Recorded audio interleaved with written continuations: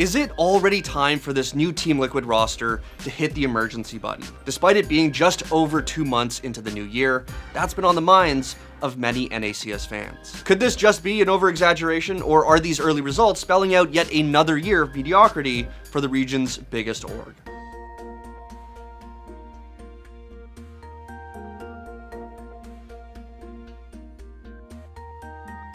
Before we dive into today's topic, I just wanted to remind you all about the monster of a video we dropped on our channel. With CS2 now in full swing and the Copenhagen Major right around the corner, it felt only right to give CSGO the big final farewell that it deserves by making a documentary that takes an in-depth look back at some of the moments that truly defined it as such an iconic esport. Trust me guys, this video is massive. We've never done anything like this before, so I'd like to take a moment to thank Be Quiet for partnering with us to make it possible. Be Quiet makes gorgeous products, perfect for gaming and the content creation grind. Just look at our office's monster rig that's powered by these Be Quiet Lightwings fans. They look dope, they keep everything cool, and they don't annoy me by buzzing loudly while I play. Be sure to check them out at Be Quiet's Amazon brand store in the description below. Now let's get into today's video. Team Liquid's 2024 has gotten off to a pretty damn rough start. After bombing out of the Copenhagen Majors RMR, their very next series eliminated them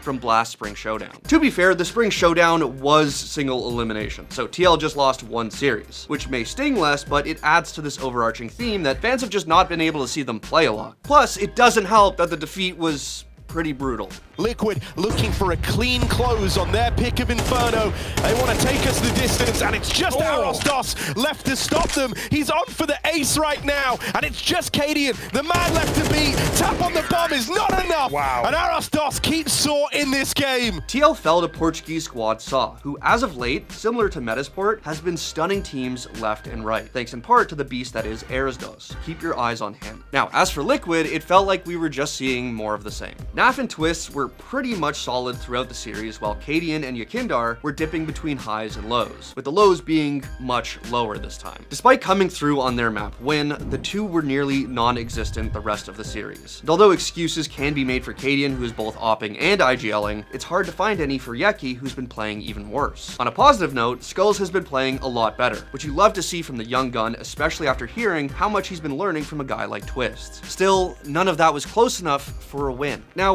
once again, this was just a single best of 3. And even in context to the RMR performance, we're just 2.5 months into the year. As we say in Canada, there's a lot of hockey left. So the question is, why are people freaking out so much? Especially over a team that's only been together since December. I think there's a few understandable reasons as to why people feel this way, but before we get into that, what are people saying? Well, the players themselves obviously aren't thrilled with the results. As Cadian already said in his exit interview at the RMR, they have no business being at the major if they can't even beat a significant team in the Americas. Mind you, in a separate interview, Cadian made it very clear just how new this project is, and that they're looking for consistency more than anything else right now. I mean, of course you want to be good from day one, but I think obviously it's clear to everyone that we've had a few struggles. I think we're still finding our identity, our way of doing things, and yeah, I think even if you look at other projects that's out there who has assembled a new team, so to say, there's less new things than here. You know, like here's new coach, new captain, three new players in total, and yeah, everything is very new. And I think around this month, next month is when we should start to be a bit more consistent, because for sure one of the things we're lacking is consistency. When going to the talking heads in the scene, we get a similar sentiment. Obviously seeing such a mechanically skilled team underperform is disappointing, but it's a new roster that can improve, and competition's tough. Though I will note that on HLTV Confirmed, Frozen did make some skeptical comments, saying that the team's star power is also a double-edged sword. It can be dangerous as well to have such a high caliber of the players. Like dangerous in a bad way? Yeah, for sure, because I think it's tough to have too many cooks in the kitchen sometimes, you know? They have a lot of players with different visions, I would say. They have Yakindar on a very high impact roles. The game has to be played in his way as well. Then, you know, you need to make Twist comfortable as well at the same time. Then you have Nav, who I think over the last 2 years he has been taking some new roles. So I think, you know, like he's just filling the gaps now. But I mean, yeah, I mean, there's just so much going on, I feel like, for them at the moment. I think this is a very fair point to make.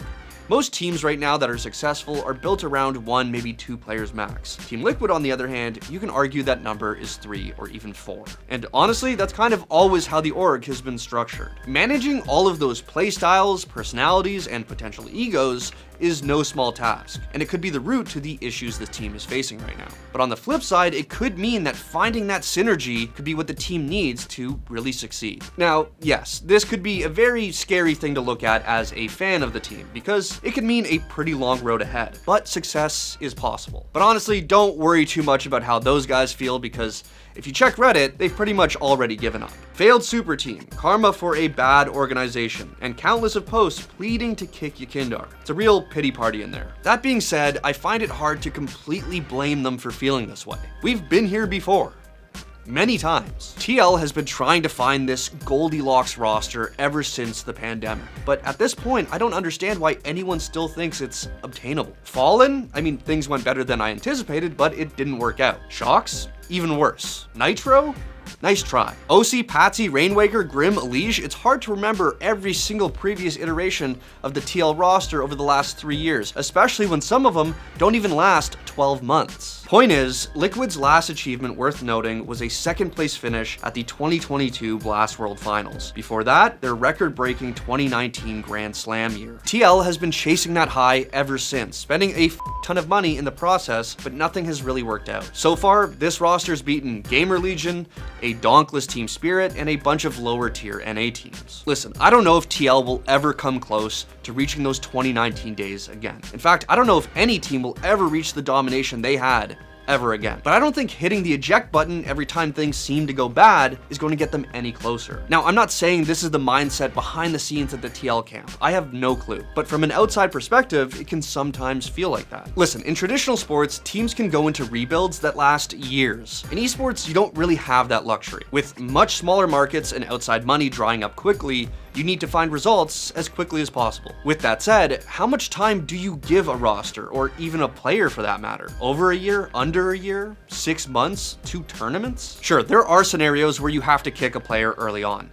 Outside factors, they're causing issues with the team, they're not meshing with the system, whatever, it happens. And as mentioned earlier with those Frozen comments, this team has a lot of skilled players that can all have wildly different ideas on how the team should play. But I would like to see this team try its hardest to make it work and develop for as long as they actually can. Liquid has tons of CS on the horizon, and all eyes will be on them at Pro League. And although I'm really hoping that they do well so we can actually see them play more than like 1 series, I'm okay if it's another quick exit, as long as it's part of the process and doesn't lead to an immediate reshuffling. Who knows? Maybe give this team an actual full year to marinate, because though their star power could lead to the team's downfall, Zeus and Cadian learning how to successfully manage it could lead to something very special.